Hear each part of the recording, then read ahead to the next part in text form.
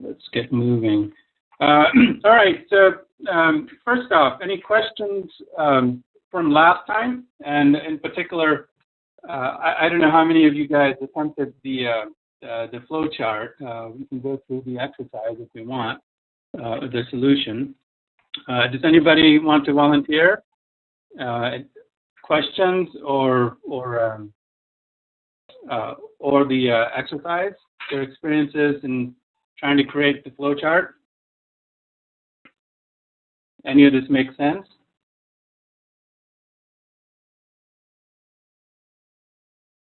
Okay. All right, then I guess we'll move on with the next one, tutorial. All right, so last time we basically talked about programming more than we talked about Python as the language itself.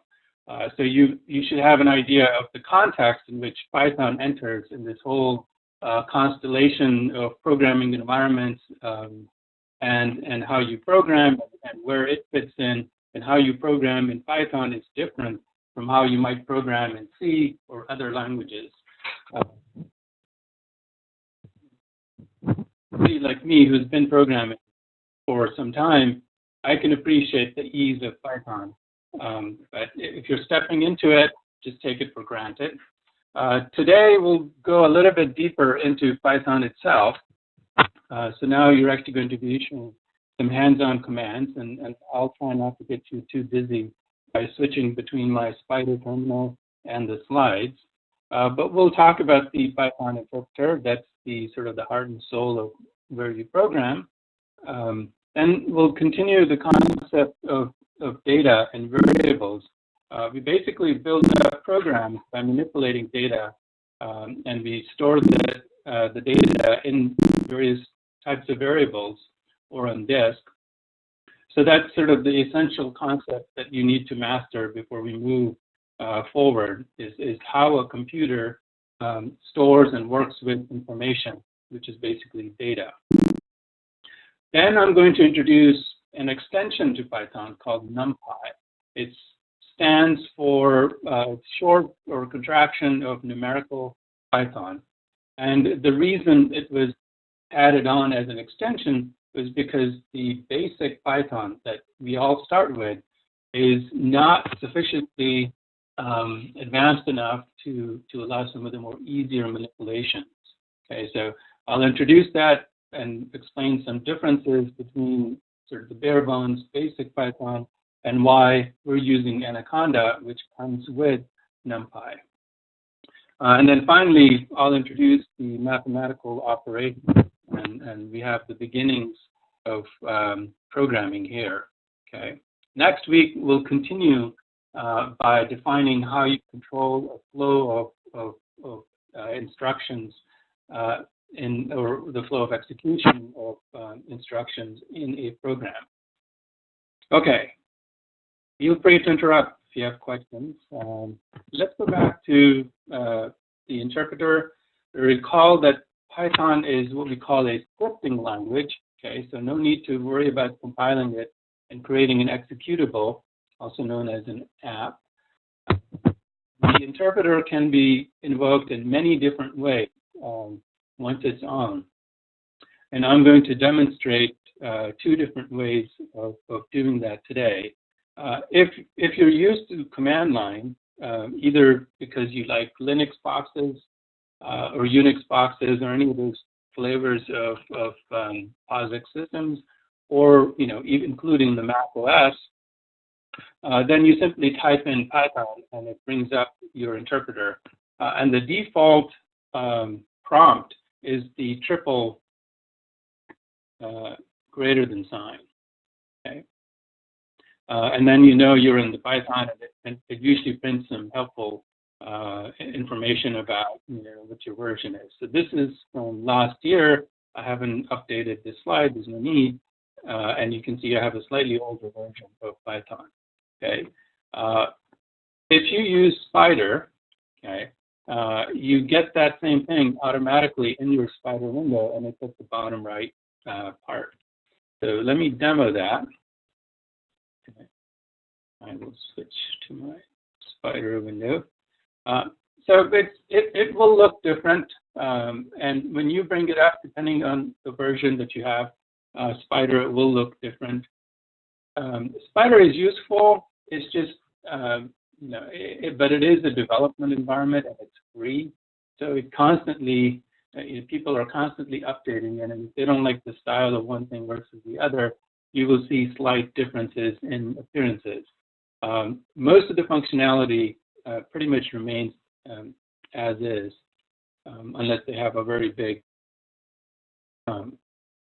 change in the whole infrastructure, but that would be.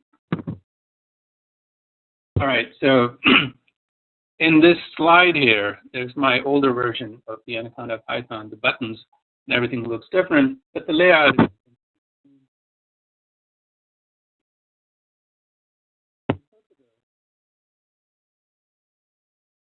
bars here is always on and always available. Okay? So when I execute a valid Python statement, it does what it's supposed to do. When I execute an invalid statement, it does what it's supposed to do and points out that I made a mistake somewhere that it didn't understand. Okay. Now, let's switch back here. Of course, more than the interpreter is what's going to execute the command. We also want to talk about the rest of Spider. In particular, how do we use it to write code? Where do we execute code once we've written it?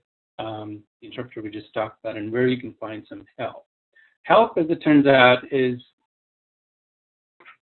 kind of finicky. So we'll probably, I'll give you an alternative to Spider for finding help. Okay, all right, so let's look at the larger window here. So last time we introduced this as where you start programming.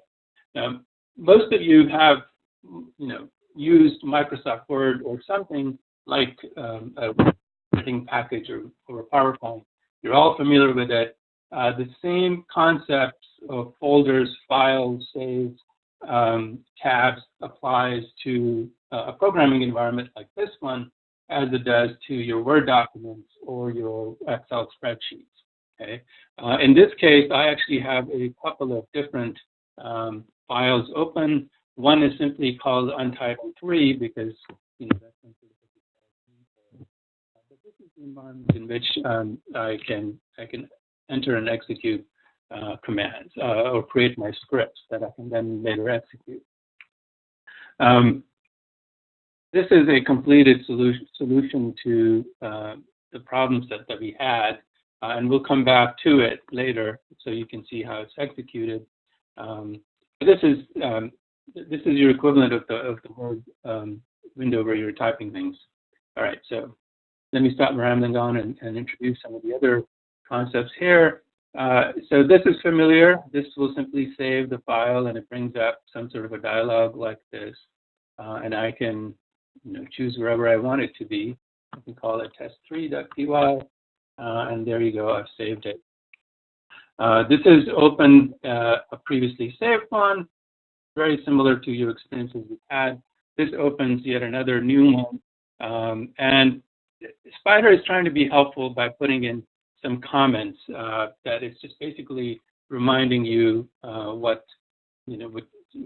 when it was created and who created it. It just picks that information up from your environment.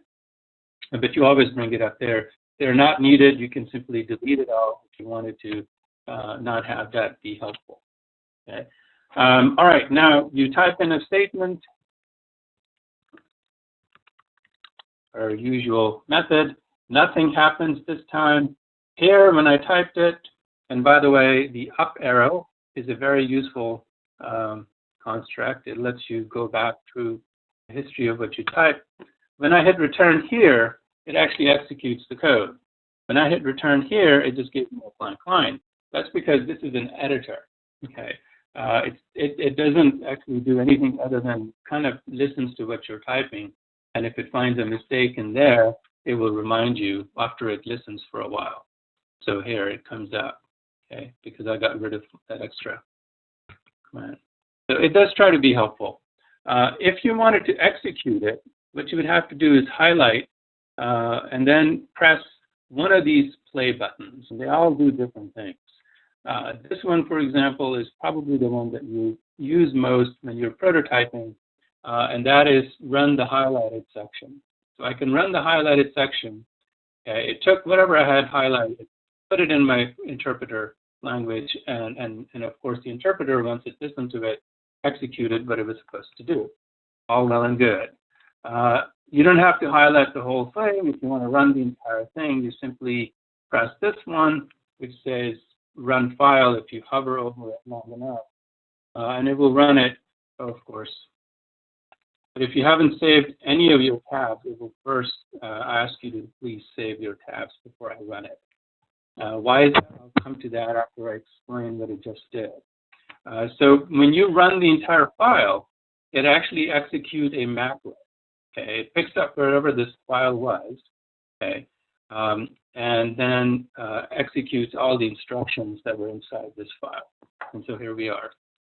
Hello world was the only instruction here. I can put in more print statement from Python tutorial world. I don't know, it's nonsensical. Sorry. And then it executes all of the statements here. If I only want to run this part, I just highlight it and use my second arrow. What you're doing essentially in all of this is simply to prototype your code. This is the meaning of the development environment is that you're going to write a script. That script is probably complicated. It's going to do many things. You build up your script by writing codes in logical groups and chunks, and we'll come to that as we get more advanced here.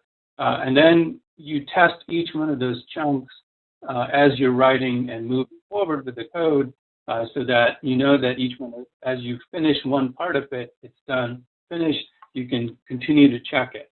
Once you're done with the whole thing, then you run all of it. Okay. Let me just give you an alternative here.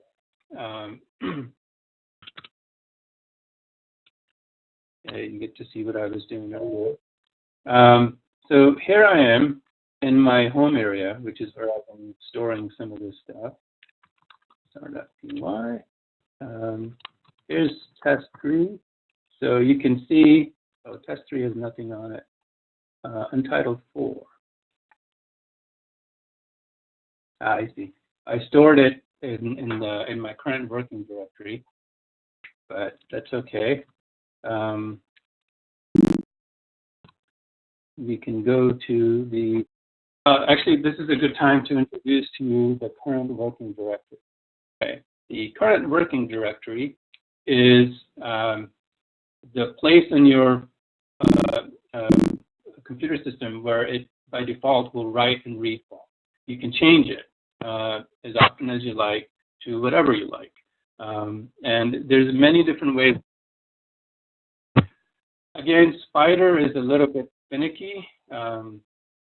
Most of the time, it would listen to you, but the setting of the current working directory is one time where you may have to repeat it if it doesn't exactly write where you would like it to go.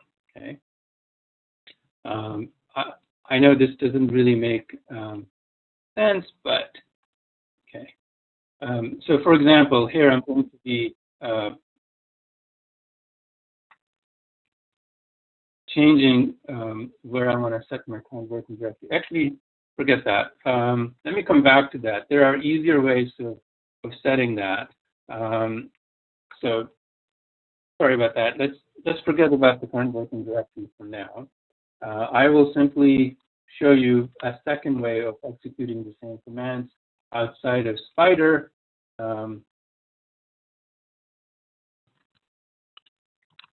I have to change it to the default working directory that I thought where I printed it, and here's my Untitled 4 program. I can also simply call Python on a command line and execute the code and you can see that it also executed the same instructions on the command line. Okay. This is how I program most of the time. I like using Spider now. I'm getting more and more familiar with it, the various features. And I like the fact that everything is color-coded, and it is constantly listening and checking out for small typos and things that could make things different. For example, if I was in a hurry and I typed in PRRIINT, you notice exactly what it did. Okay, it's listening to this and it knows Python syntax. So immediately it went from being blue, which was an acceptable command in Python, to black, and then all of a sudden it knows that this is not valid syntax. Okay, so this kind of typos you can catch it very easily in Spider. Okay, but executing code in Spider is not as easy sometimes. You'll see as you program more.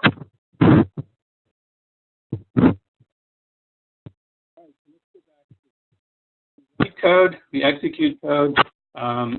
Before you write something, you can also check it out in the interpreter. Why might you do that?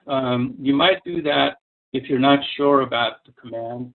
Remember, if I'm calling up a function in here, but I'm not entirely sure if that's the right name or if that's the right syntax, you can try it out here first. Okay.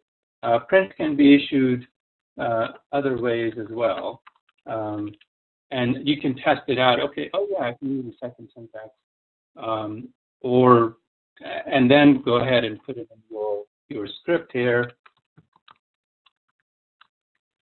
if you wanted to. Remember, it's not going to execute it right away, but you can execute it and test it out before you proceed to writing it.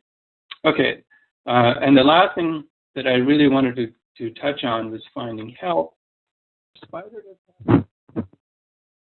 I mean, if you're trying to figure out something about help, but it's said about print, but it's not as polished as you would like. Sometimes it works in some commands where it thinks where it should work, and it doesn't. For example, print is a valid command, but it doesn't work for it. But here's the absolute value function, and you get tons of help. It doesn't actually come up in a very user-friendly way. Okay, this is one of the limitations of Spider. So I wouldn't recommend. I mean, you can play around with it some and see if you can, get it to do your bidding. Most of the time, what I do is simply consult the documentation, and in the tutorials. I'll just skip ahead to show you one bit of what I'm talking about. I am leaving various links, HTTP links, where you can go and find the documentation. Okay. And some of these are very, if you're starting to program in Python, you might want to bookmark these sites. You're going to be going back for references to them. And I'm trying to put them all in the tutorial so you have a place to start with. The other thing, very, very common thing to do, obviously, when you get into any type of trouble, is to say, Python, how to format a print statement. Okay, this is something that we're going to do later on. There is a ton of documentation, and Google does help. And sometimes it's the fastest way. Now, once Google dumps out all of these results, where should you go? Within that, one thing that I highly recommend is get to know this area, this website called Stack Overflow. Stack Overflow, you can join it if you like. It's one of those collaborative environments, and I forgot that they are down today. Well, that's too bad. But if in this stack of results, on your own, you can try this. Go to Stack Overflow. It's a forum where people can ask any type of programming questions. And usually there's lots and lots of help and lots of different answers that are available.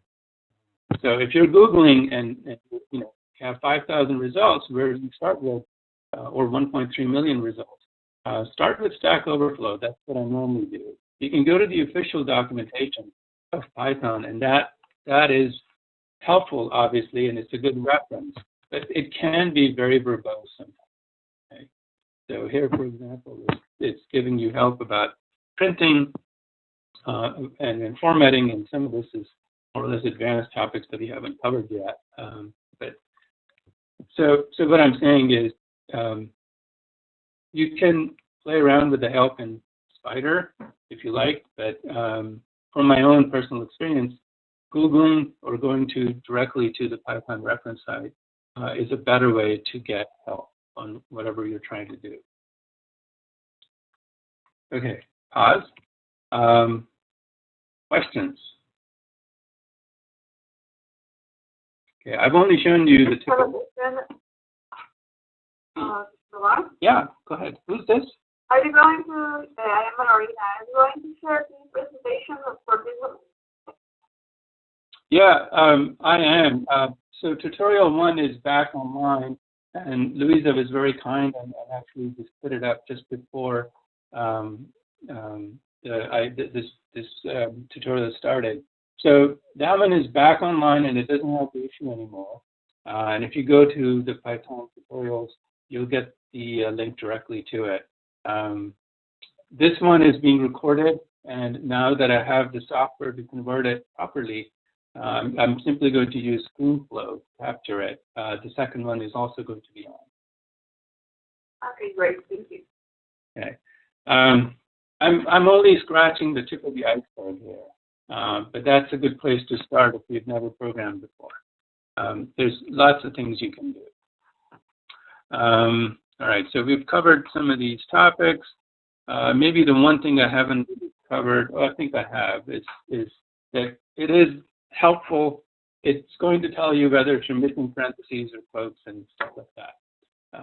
So I would say when you're starting out, stick with Spider. Can you use Word to write a code?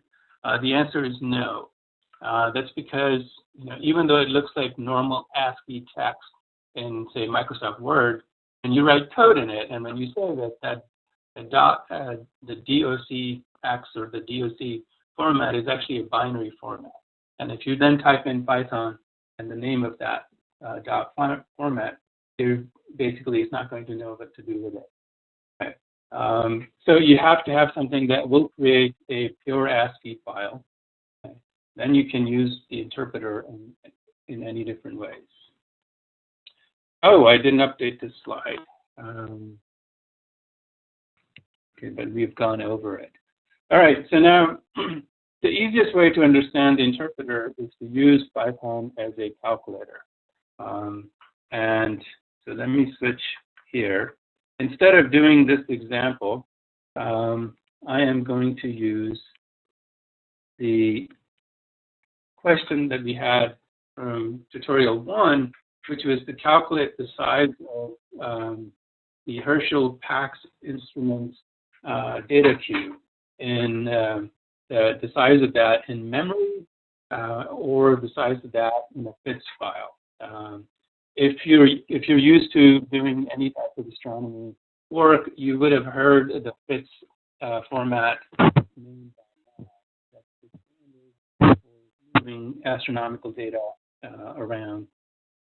But here it is. Sorry, I meant to come back to it later. Getting a little disorganized. Okay, yeah, I don't. The reason I don't want to do that now is because I haven't introduced variables yet. Sorry about that. Okay, so you simply type it in. Asterisk stands for multiplication. Don't use the X. Plus does stand for addition. Slash stands for division or division. And minus stands for subtraction. Obviously, that's pretty intuitive. And because some of you are science teachers, you probably know the order in which these things are executed. It's the same. I think it's called PEMDAS. It's power. I'm going to confuse myself. But yes, it's going to evaluate parentheses, exponents, that's what it is, multiplication, division, addition, subtraction. So that's down because that's the order in which things are executed. So to make it clear to the computer that, in fact, that's what you want to do. Okay. So again, here, nothing happens. I can block it and highlight it, and obviously it executes. So using Python as a computer, just to illustrate how the interpreter works. Okay, we'll skip that and continue forward. Comments are really important. And the reason they're really important is because they can help you figure out what it is that you were trying to do. Or if you're going to share the code, then you can make it easier what your intent was for your fellow collaborators to know what you were trying to do. Comments are meant for humans. Computer doesn't care.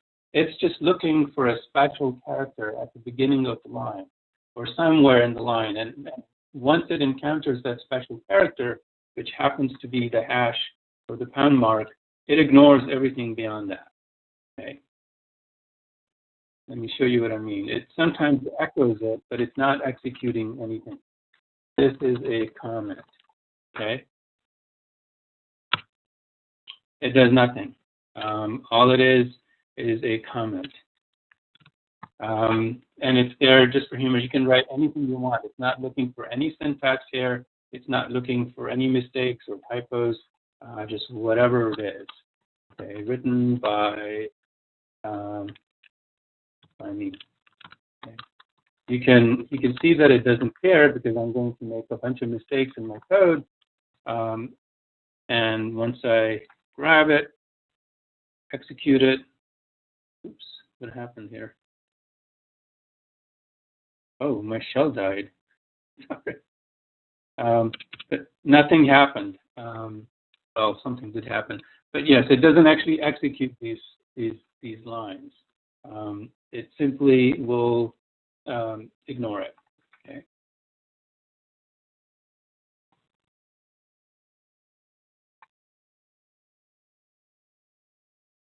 Okay. Okay. Obviously, we don't want to just use it as a fancy.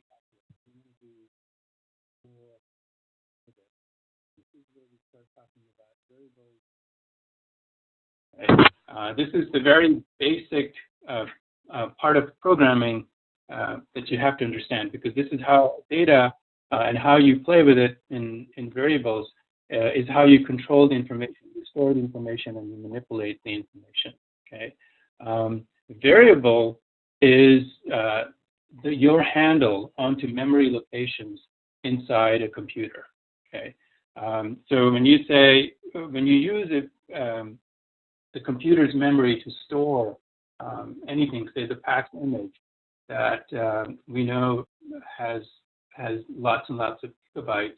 Okay? Your computer has that capacity to store all of those gigabytes. The way you access it is through variable. Okay?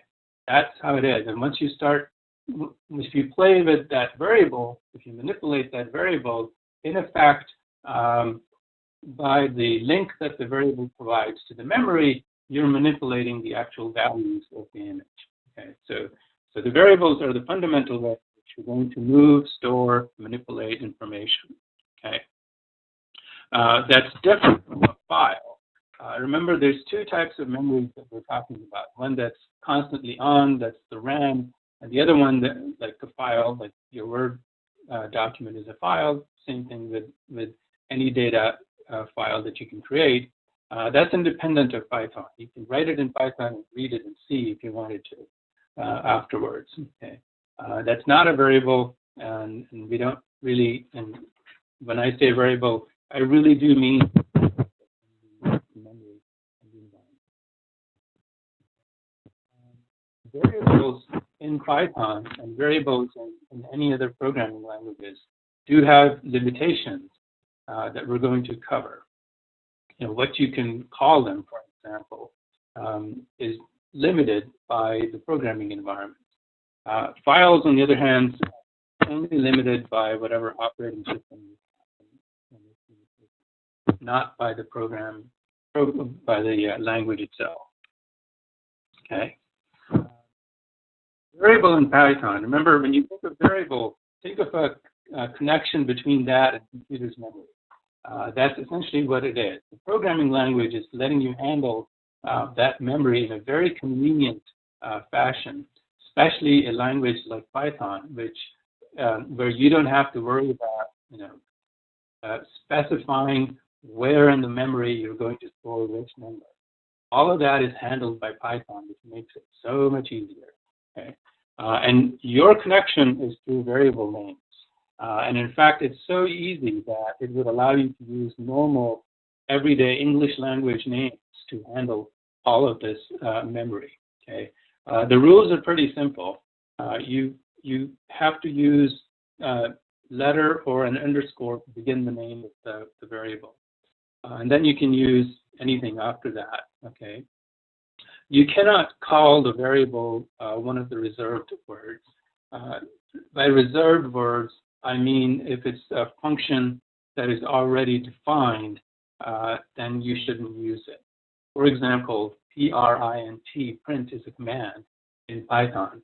You don't want to use that as a variable name because you're basically going to start doing brain surgery on Python and it wouldn't know whether you're accessing memory or you want to print something. Actually, it won't really even let you use it, but it's just a bad idea. And whether or not something is a reserved word should be obvious as you program more and more. I know that's not really the best answer, but Python and Spider environment does help in that regard. Okay, and you should not duplicate and have the same thing appear twice. So that will become more, and those things in Python. Okay. So here's some examples of names of variables. Okay. Python does care about case, so if it's uppercase, lowercase, mixed, it would be different names for it, like the way the file name and the file name is specified here. Okay, you can use numbers if you want, and underscores are allowed. Okay. Now, on top of that, okay, that's just the name of the variable. You can have different types of data, and you want to be efficient about what you want to use. Okay? That the reason these different types of data are defined is that they have different demands of how much computer's memory you're going to be requiring to do your operations. So if you know that you're dealing with integer numbers, whole numbers that go from, say, 1 through 500 or something like that, you can, that will take up a lot less memory if you tell the computer that this is going to be just a series of whole numbers. Okay, those are called integers, named after integers in math, of course, versus floating point. Now, floating point use multiple sections of memory to store both the value before and after the decimal point. Generally, they cost twice as much memory as integers do, but if you're really into high precision math, they could cost something like 8 to 16 times as much memory as a normal integer. Okay. So you don't want to mess around with floating points unless you know what you need as floating points. Okay. That said, most of the time you will be using floating points. Booleans are the type of data that if you only have a yes or a no answer that you want. And whether or not you can think of a use case there, it's not really important, but they're the cheapest memory that you could find. And if any of your variables require either a yes or a no answer, then that's the type that you would want to use. Okay. A string, obviously, just characters. Strings tend to also be very expensive in memory because they look innocent enough, like, you know, A, B, C, D is just 4 characters, right? But in fact, A in ASCII is a series of questions to the computer. Okay, so it's underneath A is a series of integer values. Underneath B is a series of integer values. So when you create a character string, A, B, C, D, the computer has an integer representation that it understands underneath it. And that's usually a lot more costly in memory than simply integers. Okay, so strings tend to be very expensive. Those are the 4 basic points. But as you move forward, you know, there's also complex hexadecimal 16 base and other types of variables that come into play. We don't have to worry about it for what we're doing here. Okay. So variable names, okay, types of variables, which is the type of data you can hold. And on top of that, you can also have scalars and arrays. Scalar, obviously, is just a single value. It's a constant. An array could be any dimensional array of values. Okay? Quite often, make a difference between a vector, which is the special case of an array that only has 1 dimension, okay? But it's not a scalar. Okay? That's the only difference. A camera image, for example, is usually a 2-dimensional array. Okay? You're going to have X and Y. And an astronomical image, when you read it into Python, will end up being an array. And then you can manipulate individual pixels of that and change data. So if you were looking for a star, you went to a telescope and you didn't see that star, but it was really important, you can always add it in by using it in Python. Okay. You can manipulate arrays, and then there are different kinds. You want to be efficient. You want to choose the right one so that you don't end up using either too little or too much memory. Okay. Usually too little is not something you guys run against, but too much is the typical problem that you have when you want to avoid that and think about what your variable is going to hold and define it appropriately. Okay, now this is a type. Okay, this is a type. This is the name. And the next concept that I want to tell you about is that a name has nothing to do with the type. Okay, there's instances in Python of setting the variable A to a constant integer 0, a vector of floating point values, and a string. In all cases, I use the word or the name, the letter A, and they all represented different data types. You want to choose the name that makes sense to you. Okay, you're the one who cares about variables.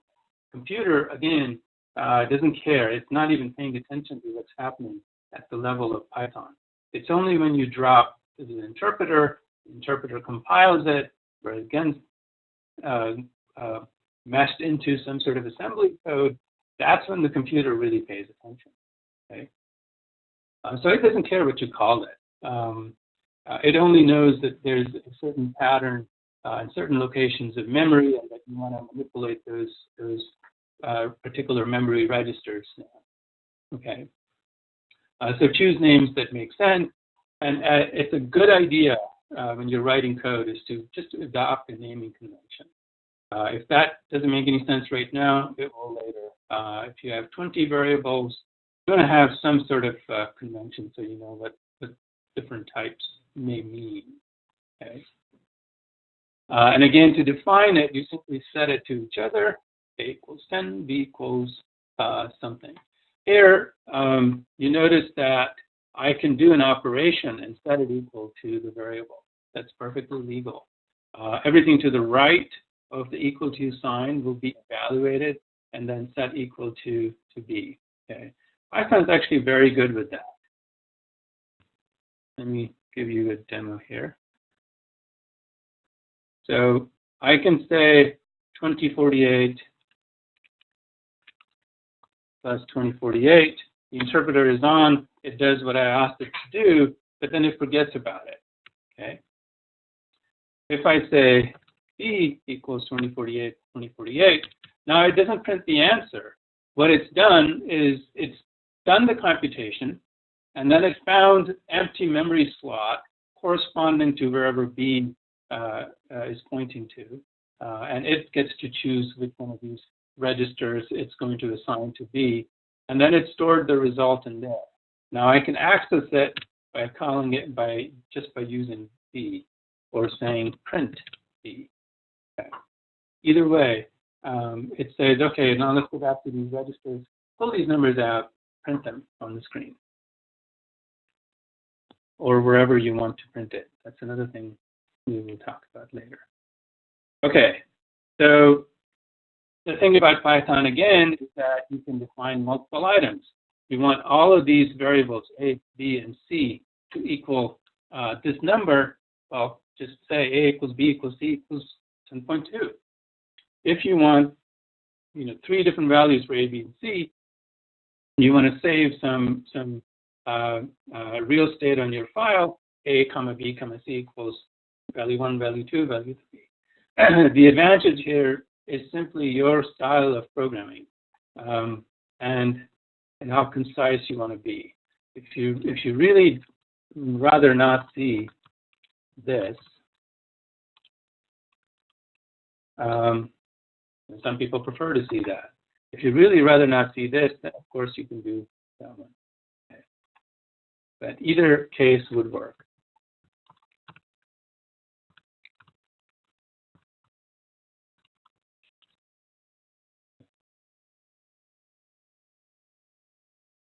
Okay. All right. So, and this is something that's unique to Python. Not unique, but it is something that Python allows that some of the other ones don't allow.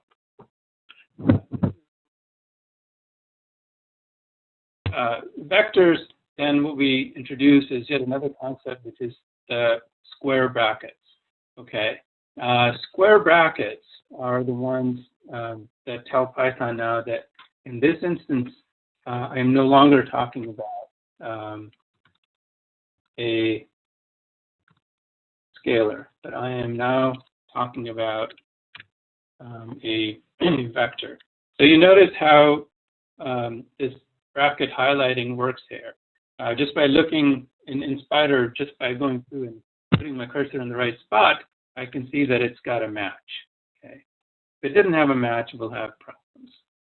And here it is. I set A to that, and when I print A, now you see that it's printing all of these values. Okay. Vectors obviously come into play when you're dealing with large data, especially astronomy data. A lot of your photometry files are typically stored in vectors.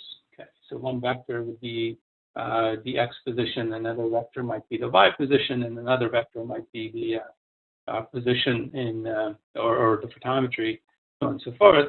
You can have any type of array that you want. You can even have multiple dimensional arrays. Here is how you would define a two-dimensional array. Now, oops, okay. There are better ways of doing it. I'm just showing you how it's done in basic Python. So when we come to two-dimensional arrays, let's not pay attention to this and move straight to numpy.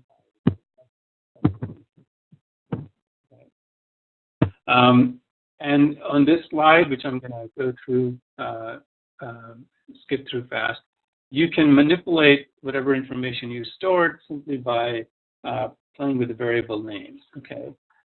So for example, I can say length equals a number, width equals a number, area is length times width. Area will reference whatever you're storing in here. Okay. The reason you want to do variables here is because if the length changes, then you can simply change the variable value for length. And area, when you get to the area, it would properly calculate it. Okay. All you're doing is storing information and then manipulating information, which is the whole point behind defining the concept of variables.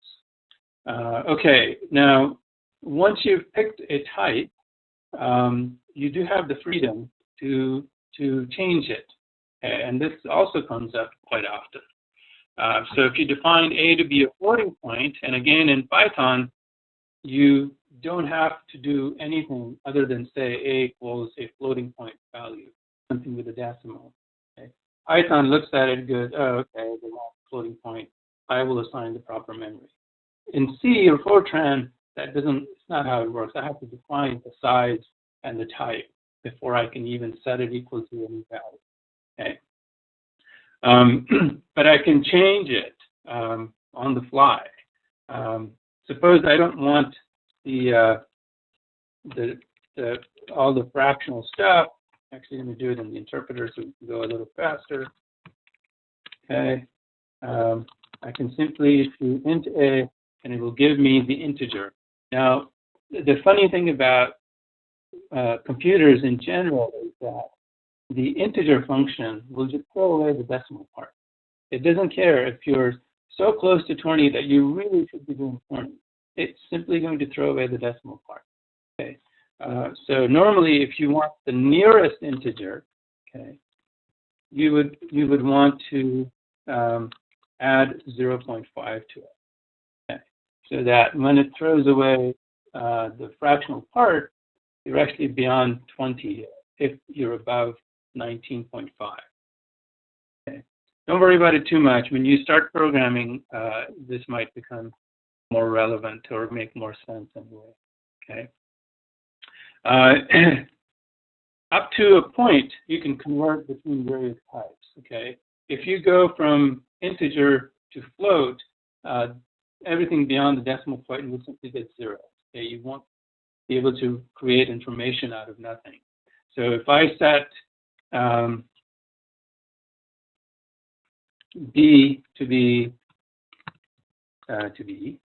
int of A, I type B and it's 19, and then I say C is equal to float of B. Okay? It doesn't care that B was obtained from a number that used to be 19.99. It's only paying attention to B. Okay? So you converted it from 19 to 19.0000000. Okay? It just allocated that many registered for the floating point after the decimal and filled them up with zeros, okay, because it didn't know what else to do. It doesn't remember the history of where A came from or where B came from. The other thing that you have to watch out for is that you can convert numbers to strings, but you can't convert strings to number. Okay, int of hello world is just nonsensical. It doesn't make any sense. Okay. All right. There's lots of different types, and I will leave this slide as a reference so you can see how you can manipulate and define and change the types of numbers. When you start off, or at least when I started off, you have to have some sort of a cheat sheet, like maybe this one, just to remind you how things go. But as you do more and more, then you just simply remember it. Okay. Okay. We're moving along in time. So I'm actually going to skip this part. We'll come back to it in later lecture, but I do want to cover NumPy. Okay. So let's do this example here. Let's go to interpreter. I set 10, 20, 30. What would happen if I say A times 2? What do you think should happen? Anybody volunteer?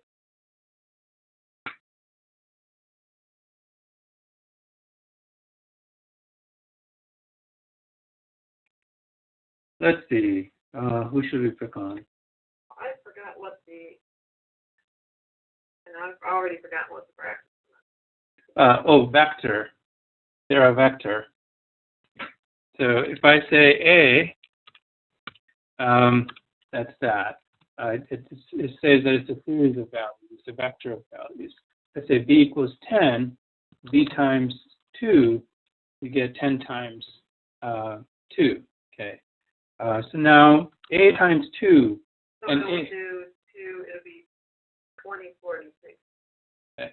Anybody else? Okay, yes. Intuitively, that's what we would want, right? But look what it does. It doesn't really do, in basic Python, the math operations on the vector. It simply doubles it. Okay, that's a very strange interpretation, in my opinion. That's how it is in basic Python, and this is some of the places where we start running into a couple of issues with Python. Okay, which is why there is something called NumPy. Okay, NumPy is, again, stands for numerical Python. It was developed independent of Python, and it's essentially a series of C code and Python code put together that forms a nice extension, and particularly for the scientific community, because then NumPy actually allows you to do the operations that we think make sense properly. Okay. In order to do that, NumPy is basically defined its own data types. Okay. And here they are. You can go to this website, you can go to this slide, and you can find out what these different data types are.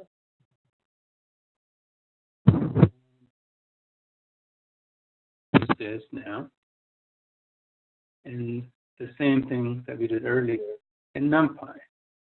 So let's get rid of all of this and this.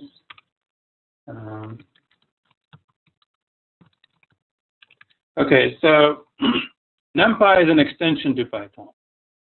It, when you start up Python, it may not know that that's what you want to do. So you have to tell Python that I would like to use NumPy. And to do that in Python, the command is import. There's many different ways you can import. I just showed you a very common way. And everything that comes with NumPy now, all of the added functionality that came with NumPy is now accessible to you. Okay? The reason it wasn't accessible when you started Python is because usually, especially with a distribution like Anaconda, you have tons of these extensions and attachments. And if you loaded all of them up, you would basically bloat up the footprint of Python in your memory. Okay? So you, again, want to be efficient, get what you need. If you only need NumPy, just import that. Don't import all the other things, or at least not yet. So import on a need-only basic. The second thing I did was to say that when you import it, just call it NP. Okay? I could have just said import NumPy, stop there, and I would have still have access to everything in NumPy. Okay?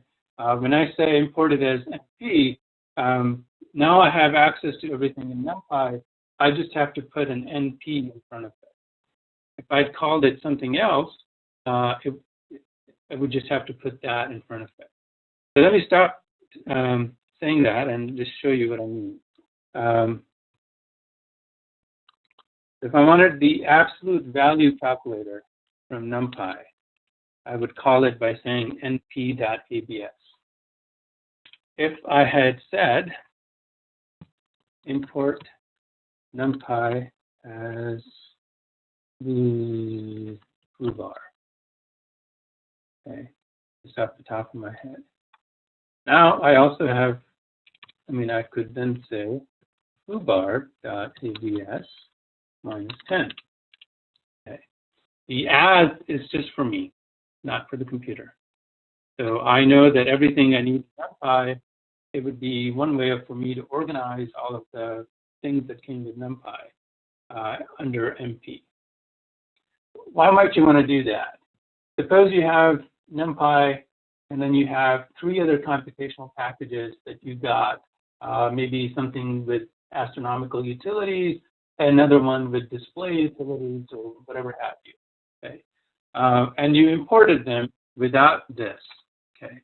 If I didn't import it like that, if I simply said import NumPy, it works just fine. Now ABS is just ABS. I no longer need the NP in front of it. But imagine if you had 10 different libraries that you imported, and if those people weren't careful or didn't care about, that NumPy had an ABS or NumPy had a function that they also named the same way as their library, then you have conflicts. Okay? NumPy imports an ABS, maybe SciPy imports an ABS function, and the last import always wins. It overwrites whatever you have. So you could issue, you can issue a command like that: import library number 2, import more libraries, import, SciPy, any number of these. As you're importing them, okay, if there's a conflict, you will run into that conflict, and the last guy will win. Okay, that's the last import you did. So we want to do as NP. Okay. But once you have it, then let's see what it can do. Okay, now we're going to define A to be a NumPy vector as opposed to a bare bones Python vector. So remember, A was 10, 20, 30. Okay. A2, well, let's just call B. NP dot, let's say I'm going to call it int.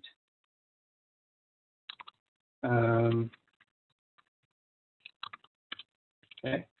So A is a vector and B is a vector. When you print it, you get slightly different output and result. A is a vector of 3 values, 10, 20, and 30.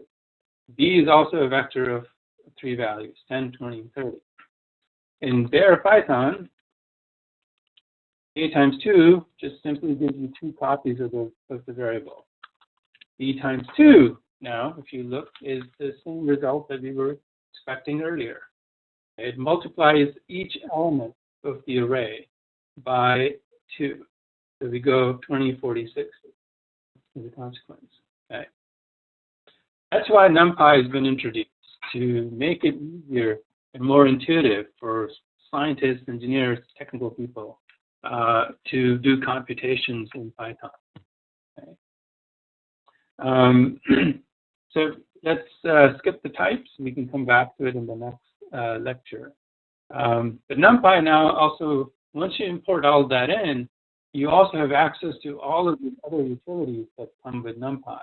If you wanted to create a vector of 10 floating points, you can do it very easily in NumPy using something called zeros or ranges.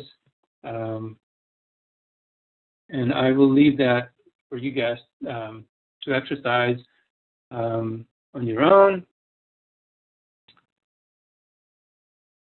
Okay, and let me go to this concept here. Indexing, okay, or referencing.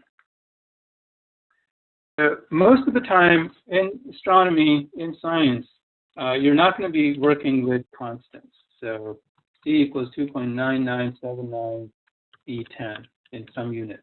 That's the speed of light. That's a constant, okay. You might define, but most of your data is not a constant. It's a time series, or it's an array, such as an image, or it's vector of values. So all of the stars in your photometry catalog, for example, would be a series of vectors, all information.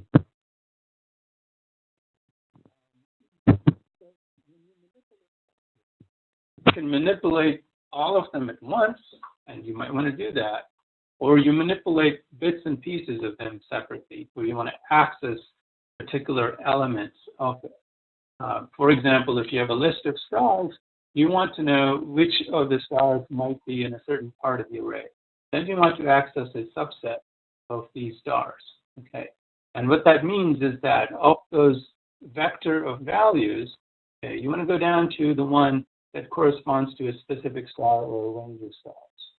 That's a use case to keep in mind as I go through the next few things here. So A was defined, and I'll define it again. A equals np dot a range, let's say 10. Okay. So A range is a utility that will get me, that would populate A and values between 0 and 9. So when I say 10, it starts the counting at 0. It gives me 10 values starting at 0, incremented by 1. I can change it to other things.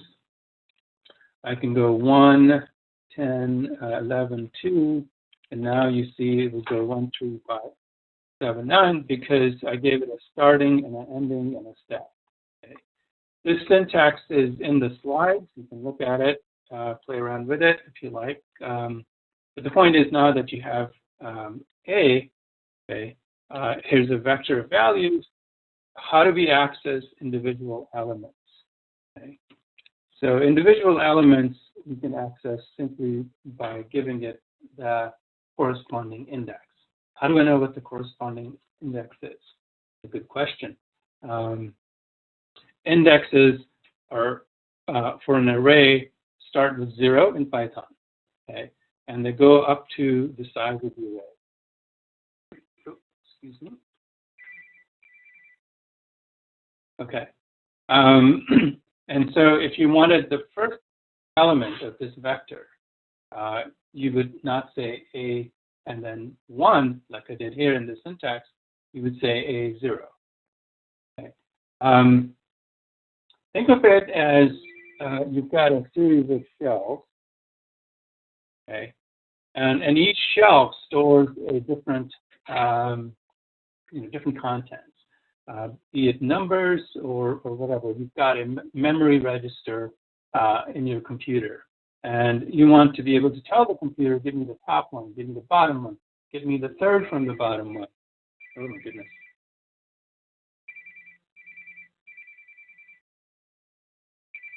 Sorry, somebody's really trying to hold me for some reason. So the referencing is just a syntax that, or a convention that you define in a programming language. The way Python works is it says, okay, here's my shelves. I don't care what's stored in them. Looks like you got 1, 3, 5, 7, 9. Okay. If you want the middle one, you're going to have to give me sort of, a number between 0 and the number of shelves, or one less than that, and tell me which one of those is the one that you want. Okay. It doesn't matter what's actually stored in there. It's just simply going to go and retrieve it. So 0 and 1 in this case had nothing to do with an actual number, okay, that was inside of an A. All it's referencing is which part of A do you want to access. So first one, which starts with 0, is going to be 1. The next one is 3. The next one's 5, and you can run through it, the whole gambit. So now we're up to 5. If you go back to the slide, okay, you can see that Python actually gives you many, many different ways you can access it. Okay, you can access the individual ones, or you can access a range. And these examples, if you work out on your own, will let you sort of come up with, give you some idea. There's nothing I can tell you more than this practice here if you want to learn and get more comfortable to it. This is a convention. If you went to a different language, they could use a completely different convention of how to access different elements of the vector. Okay.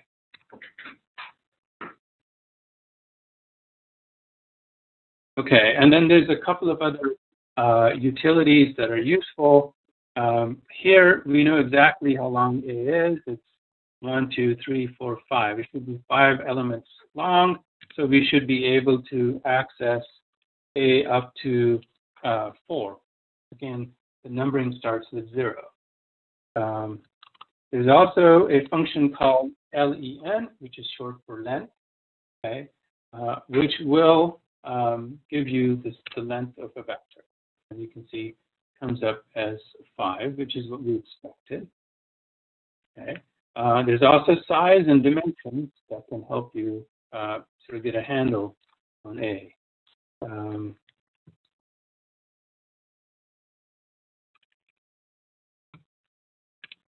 Okay, it has only one, it's a vector, so it's one dimension.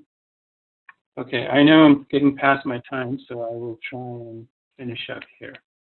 Okay, the last one is nothing more than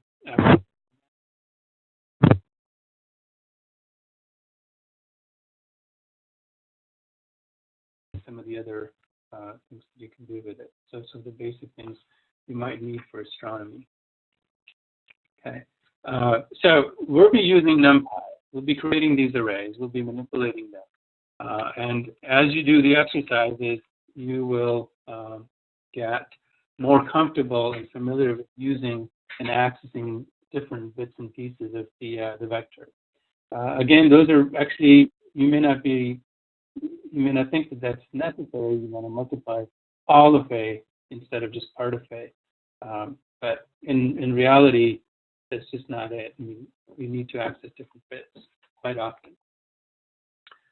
Okay, any questions? We'll stop here for today, and we'll pick it up again.